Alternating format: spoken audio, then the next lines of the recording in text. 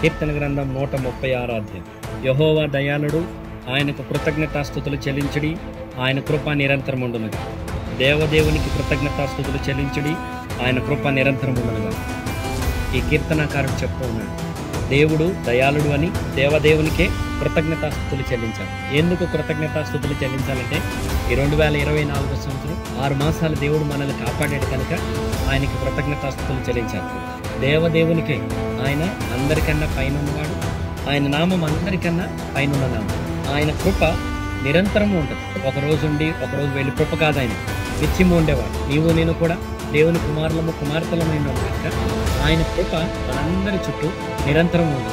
జనవరి నుంచి జూన్ వరకు దేవుడు మనల్ని కాపాడు. అలాగనే ఈ జూలై మాసం నుంచి వచ్చే డిసెంబర్ మాసం 2024 సంవత్సరం అంతా కూడా దేవుడు మనల్ని కాపాడుతాడు, మనల్ని నడిపిస్తాడు, మనల్ని పోషిస్తాడు, మనల్ని సంరక్షిస్తాడు.